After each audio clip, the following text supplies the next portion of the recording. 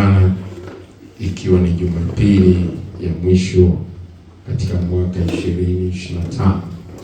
Niweke jirani yako mwambie hongera sana. Bwana Yesu asifiwe. Wangapi walikuwepo Jumapili ya kwanza kabisa ya 2025 walisali? Amen. Na leo upo, mgeukie tena jirani yako mwambie hongera bwana, umeanza na umemaliza. Sio kwa ujanja, ni wema wa Mungu. Sema amen. Bwana Yesu asifiwe. Unajua, sijui kama huwa tunatafakari tunapoimba nyimbo au tunaimba tu kwa sababu ni nyimbo. Bwana Yesu asifiwe. Roho Mtakatifu atusaidie katika hili. Neno kuu linalotuongoza siku ya leo katika kalenda yetu linasema Mungu atatimiza ahadi zake. Mwambie jirani yako, Mungu atatimiza ahadi zake. Neno hili linatukumbusha na kutuwekea msisitizo ndani wa kuendelea kumwamini Mungu, tukijua kwamba kile ambacho Mungu amesema lazima kitimie.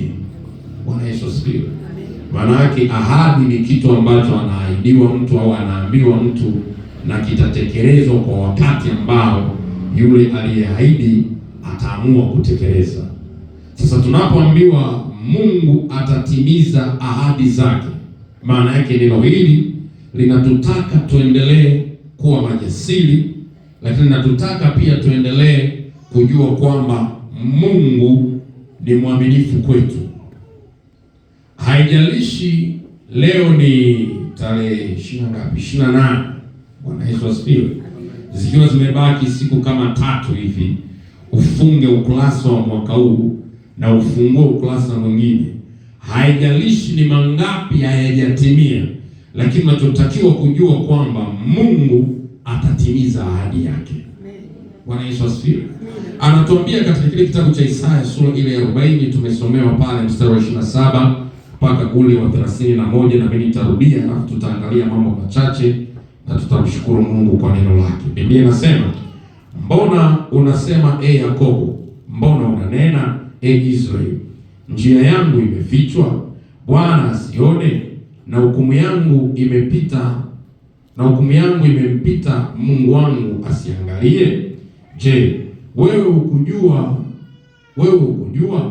hukusikia? Yeye Mungu wa milele, Bwana muumba miisho ya dunia, hazimii wala achoki, akili zake hazichunguziki.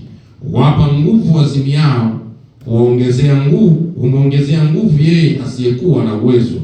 Hata vijana watazimia na kuchoka, na wanaume vijana wataanguka, bali wamngojeao Bwana watapata nguvu mpya, watapanda juu kwa mbawa kama tai, watapiga mbio wala hawatachoka, watakwenda kwa miguu wala hawatazimia.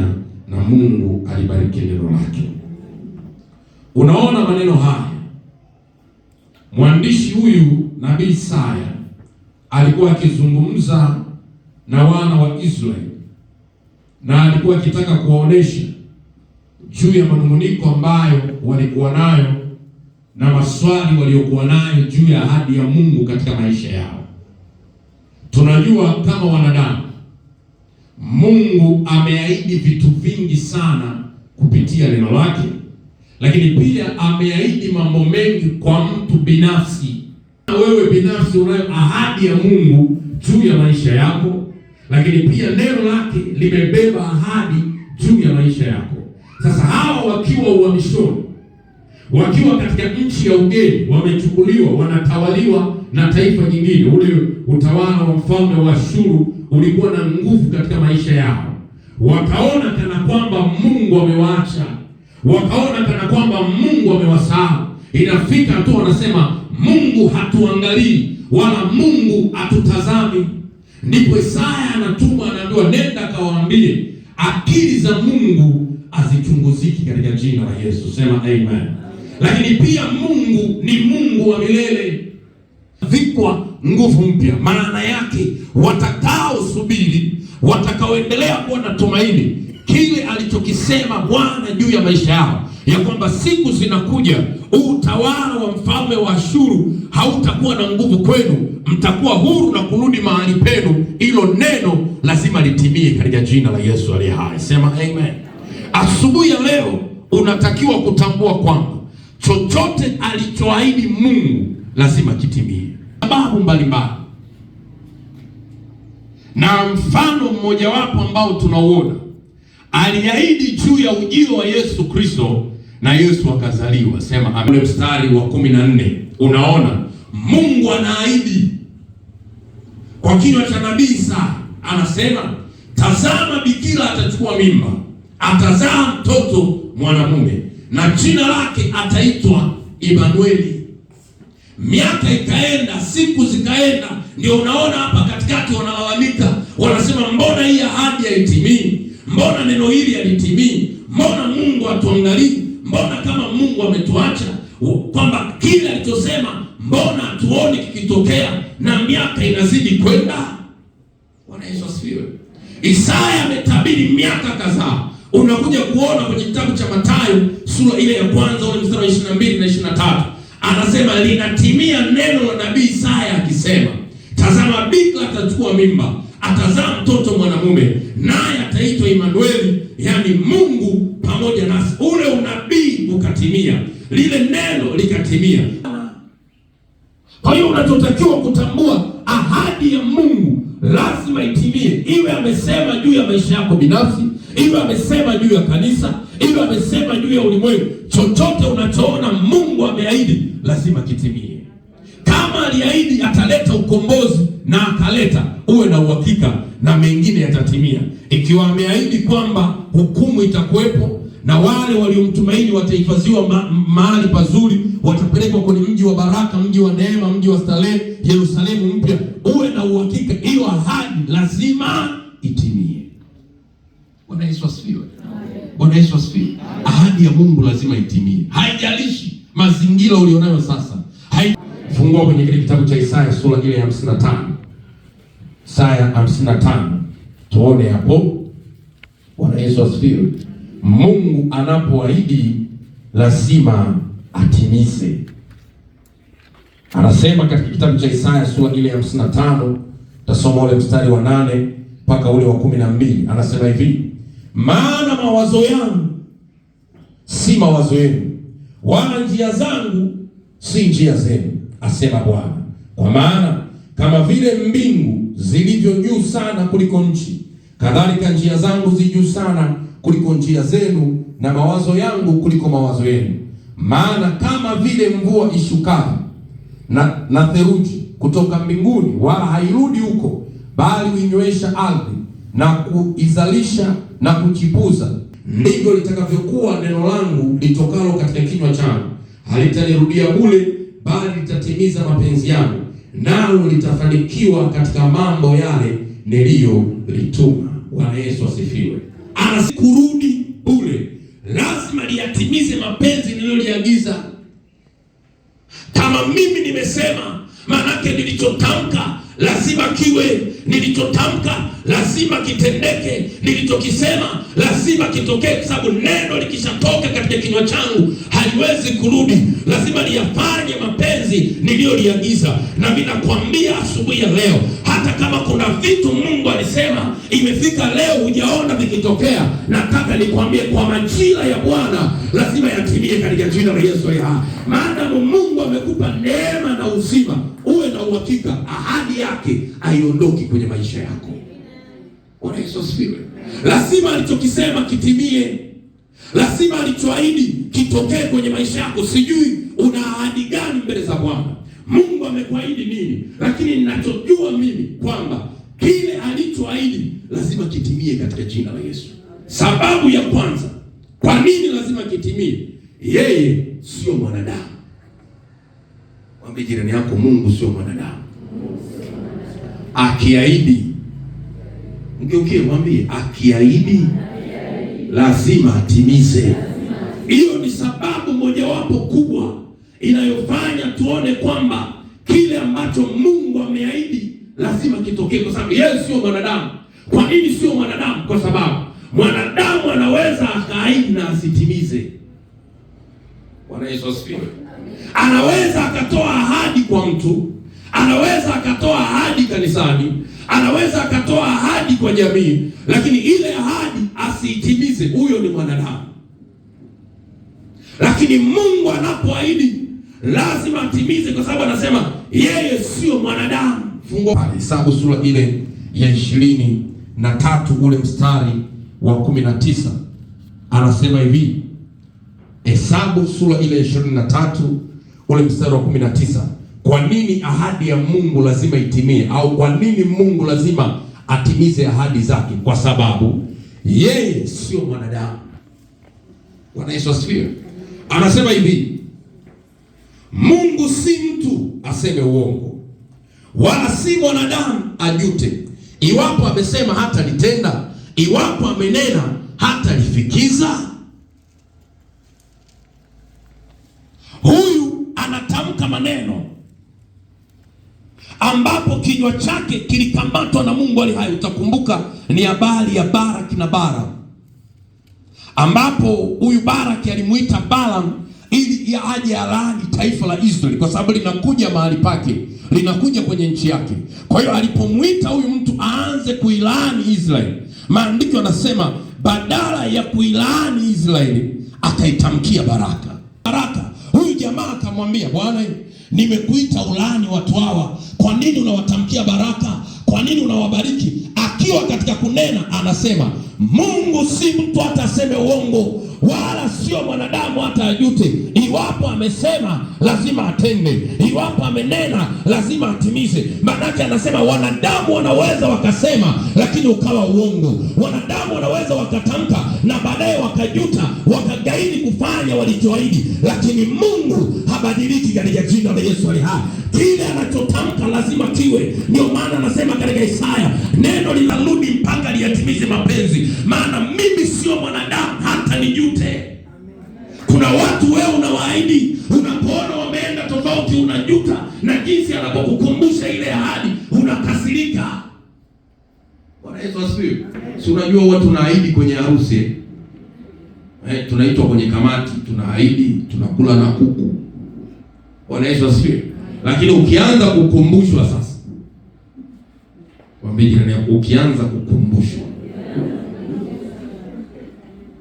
Nasema ni watu wengine bana, deni sasa limekuwa deni sasa. Ahadi ni deni. Bwana Yesu asifiwe. Ndio maana hata Mungu anasema nikumbushe na tuojiane. Eleza shida yako, upewe nini? Haki yako. Sasa wewe ukikumbushwa unaanza kukasirika, lakini Mungu hayuko hivyo. Sio mtu aseme uongo, wala sio mwanadamu ajute. Ndio maana tunamkumbusha na kumkumbusha, bado anatupenda katika jina la Yesu ali hai. Mwanadamu anaweza akaahidi, lakini anapokumbushwa anajuta, anasema najuta kumwahidi. Bwana Yesu asifiwe. Yaani amekuwa kama kupe sasa. Hatupumui. Kila saa tukiri ukiona message tunakukumbusha mchango wa harusi. Sasa hivi ni block. Huyo ni mwanadamu. Mwambie jirani yako, huyo ni mwanadamu. Mungu sio mwanadamu. Hawezi kujuta. Mtu hajuti, lazima kitokee. Ikiwa ameahidi utakuwa kichwa, lazima uwe kichwa katika jina la Yesu ali hai. Ikiwa ameahidi utatawala, lazima utawale katika jina la Yesu Kristo. Ikiwa amekuahidia ule ufalme wa milele, lazima atimize na uingie katika jina la Yesu ali hai. Ahadi za Mungu lazima zitimie, kwa sababu yeye sio mwanadamu. Bwana Yesu asifiwe. Amen. Wewe ni shahidi. Unamwahidi mtu aseme mwezi huu naweza nitakubariki kidogo. Kosa tu kukumbusha. Sasa kale kana hili mtumishi. Sasa jamani nimekuwa deni. Atakwambia subiri mambo hayajakaa, akikata anasema yani watu wengine bwana najuta kumwahidi, bora nisingesema. Lazima ukumbushwe, kuna kusahau. Sema amen. Amen. Sasa Mungu sio nani? Mwanadamu. Hata umkumbushe mara 100 hachoki katika jina la Yesu aliye hai. Lazima atatenda na lazima atafanya. Na hiyo ndio maana tunasema Mungu atatimiza alichoahidi. Haijalishi miaka mingapi itapita, haijalishi siku ngapi zitakwenda, lakini kile alichotamka Bwana lazima kiwe katika maisha yako. Na mimi nakuombea katika jina la Yesu Kristo, hata kama hajatimiza siku ya leo, siku za usoni Mungu atatenda katika jina la Yesu aliye hai. Sema amen. Sema amina kubwa. Wewe unachotakiwa ni kuishika ile ahadi. Sema amen. Bwana Yesu asifiwe. Hilo ni jambo la kwanza. Mungu sio mwanadamu. Lakini jambo la pili, Mungu amekuza ahadi zake kuliko jina lake. Maanake amezipa heshima. Kile alichoahidi anakiheshimu sana. Kwa sababu hiyo lazima atekeleze, kwa sababu asipofanya utampa sifa ya uongo. Bwana Yesu asifiwe. Anasema katika ile Zaburi ya 138, fungua Zaburi ya 138. Hiyo ni sababu ya pili kwa nini Mungu atatimiza ahadi zake, kwa sababu amezikuza ahadi zake kuliko jina lake. Ya kwanza, yeye sio mwanadamu, lakini ya pili, amekuza ahadi zake kuliko jina lake. Daudi anasema umezikuza ahadi zako kuliko jina lako. Kwa hiyo nilikuita Anasema hivi, nitakushukuru kwa moyo wangu wote, mbele ya miungu nitakuimbia zaburi. Nitasujudu nikilikabili hekalo lako takatifu. Nitalishukuru jina lako kwa ajili ya fadhili zako na uaminifu wako, kwa maana umeikuza ahadi yako kuliko jina lako. Umepaona? Umeikuza ahadi, ukanifariji nafsi kwa kunitia nini? Nguvu. Anasema nitakushukuru na nitakuja hekaluni pako kwa sababu ya fadhili zako na wema wako, kwa sababu ahadi uliyoahidi juu ya maisha yangu umeitimiza katika jina la Yesu aliye hai. Nilipokuita uliniitikia, ukaiponya nafsi yangu na ukanipa nguvu. Daudi anatuambia Mungu anapoahidi lazima atimize. Kwa nini? Ile ahadi ameikuza kuliko jina lake lote. Maana yake ahadi zake Mungu anaziheshimu, na kama anaziheshimu lazima atekeleze. Sema amina.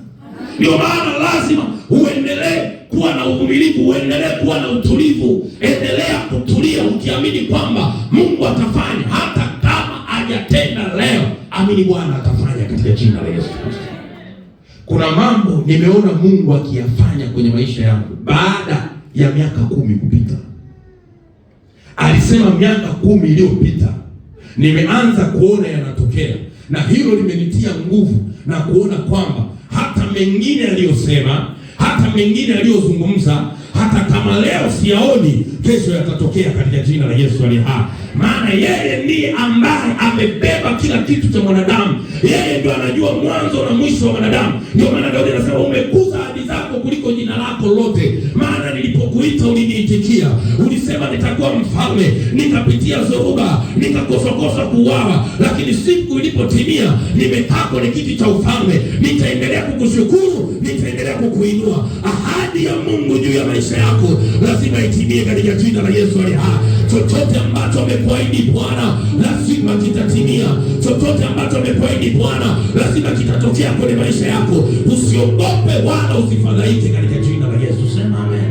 Yesu mwanadamu na amekuza ahadi zake. Kwa hiyo kama anaziheshimu lazima atimize.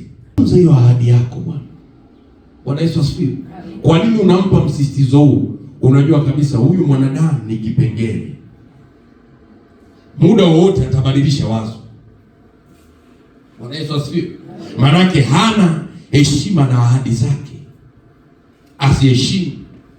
Wazungu wanasema keep your name, your promise. Tunza hiyo ahadi. Na sisi tunaoahidiwaga huwa hatusahau. Bwana Yesu asifiwe. Mwambie jirani yako ukiniahidi ujue sitasahau. Kwa hiyo ukiona message yangu usikasirike ukasema nakukera. Tunza hiyo ahadi. Iheshimu. Ipe heshima. Kama Mungu amekuza ahadi zake, uwe na uhakika alichosema lazima kiwe. Na ndio maana huwa ninapotafakari haya mambo, lazima uishi mkao wa kujua kwamba kama Yesu alisema atarudi na atahukumu ulimwengu, hiyo ahadi ujue lazima itimie. Bwana Yesu asifiwe. Usijisahau katika hilo. Najua ameahidi nini. Anasema atachukua wale walio watakatifu, waliojikana, walioikataa dunia, wakiwa. Hiyo ni ahadi, lazima iwe. Kama ya kumleta Kristo ilitimia, ujue na ya unyakuo itatimia. Bwana Yesu asifiwe. Mungu lazima atimize ahadi zake, kwa sababu amezikuza kuliko jina. Kwa hiyo hutakiwi kutembea na hofu, hutakiwi kutembea na mashaka, hutakiwi Hutakiwi kutembea na wasiwasi. Hata watu wakikuuliza, mbona hatujaona amekutendea, mbona hatujaona amefanya mwaka huu, ulituambia utajenga, ulituambia utanunua gari, ulituambia itakuwa hivi, mbona hatujaona haijatokea? Waambie mambo bado yanatengenezwa katika jina la Yesu aliye hai. Sasa msiotegemea mtaona muujiza umetokea katika jina la Yesu Kristo, maana Mungu anatunza ahadi. Sema amen.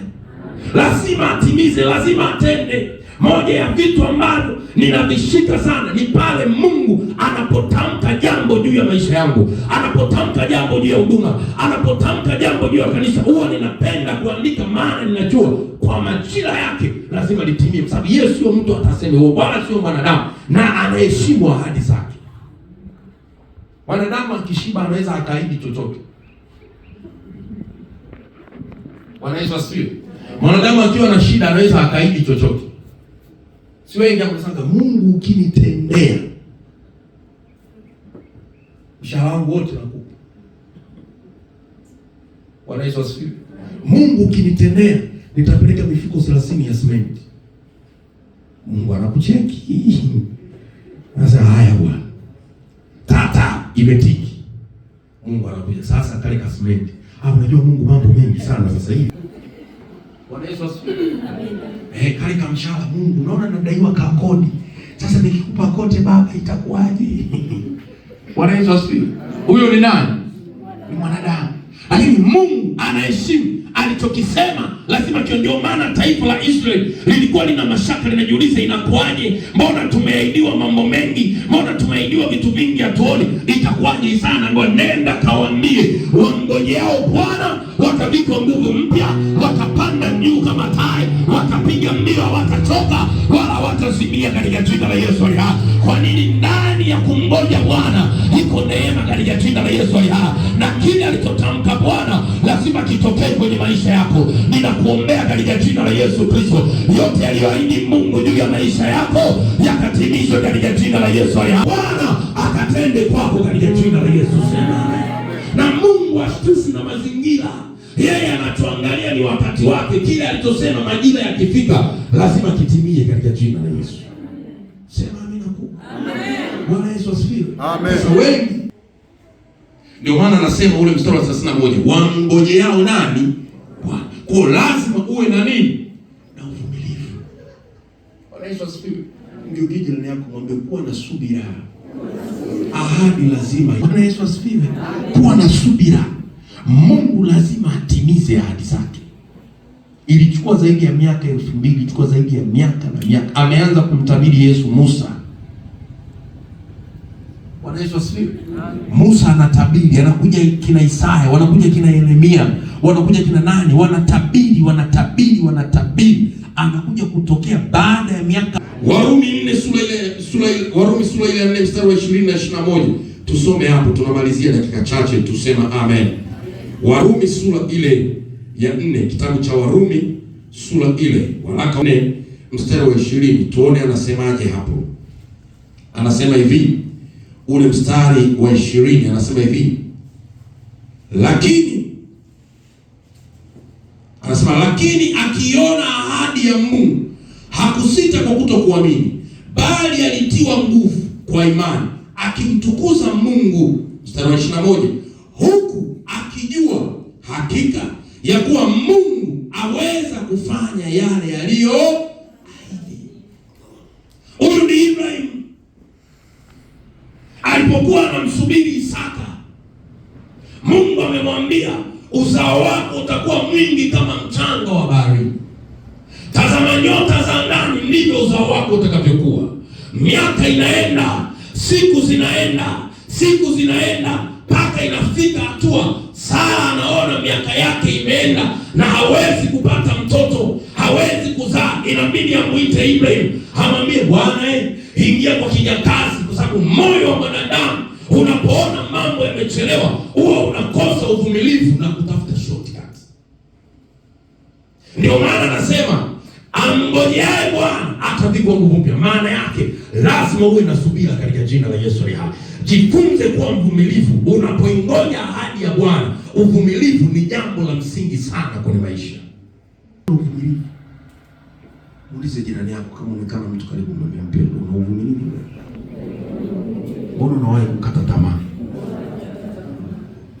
Anasema akiona ile ahadi akusita katika kuamini, akijua ya kwamba Mungu atatenda aliyoahidi. Sara akatafuta shortcut, Mungu akaja akamwambia, hata kama mmetafuta njia, mmetafuta majibu kwa akili zenu, mimi siko hapo. Ahadi yangu iko pale pale. Huyu Sara aliyekoma atapata mtoto katika jina la Yesu aliye hai. Na Biblia inasema muda ulipowadia, Sara aliyekoma katika desturi alibeba mimba, akazaa mtoto wa agano, na sisi tumeingia kwenye agano lile.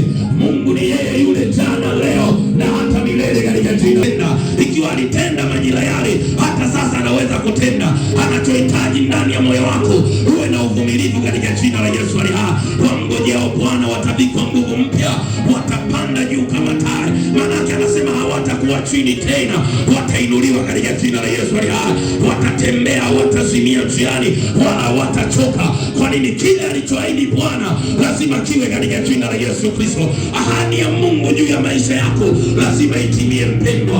Ahadi ya Mungu juu ya watoto wako lazima itimie katika jina la Yesu aliye hai. Ahadi ya Mungu juu ya uzao wako na kazi zako lazima itimie. Mungu anachohitaji ni wewe uwe mvumilivu. Sema amen. Mwambie Mungu, nipe moyo wa uvumilivu, nipe kutulia. Unapoona umechoka, mwambie nitie nguvu. Ninachojua ahadi yako lazima itimie. Ndio maana Ibrahim anasema kwa kuiona ile ahadi hakusita katika kutokuamini, akijua ya kwamba Mungu anaweza kufanya yote aliyoahidi. Kwa hiyo alipoona ile ahadi akajitia moyo, ninachojua Bwana atatenda katika jina la Yesu aliye hai. Haijalishi umri wangu, haijalishi miaka inaenda, lakini alichotamka Bwana lazima kiwe katika jina la Yesu aliye hai. Usiangalie umri wako, iangalie ahadi ya Bwana. Endelea kumgoja Bwana, yeye atatenda katika jina la Yesu. Sema amina. Anasema siku moja kwake ni sawa na miaka mingapi? 1000. Na miaka 1000 ni sawa na siku moja. Kwa hiyo Mungu ana uwezo wa kufanya muda, haijalishi. Sema amen. Ukikosa uvumilivu, unajitengenezea shimo la uharibifu. Bwana Yesu asifiwe. Bwana Yesu asifiwe. Kwa lazima uwe na uvumilivu. Mungu si mwanadamu, amezikuza ahadi zake, lazima atatimiza. Kinachohitajika kwako ni kuwa na uvumilivu, na jambo lingine litakalo kusaidia, endelea kumwamini Mungu katika jina la Yesu. Sema amen. Ndio anatuambia hapa, hakusita katika kutokuamini, aliendelea kuamini akijua Mungu anaweza kutimiza ahadi. Hata kama Bwana hajafanya leo, kesho nayo ni siku katika jina la Yesu aliye hai. Endelea kuamini alichokisema. Anasema neno nililolituma halitarudi bure.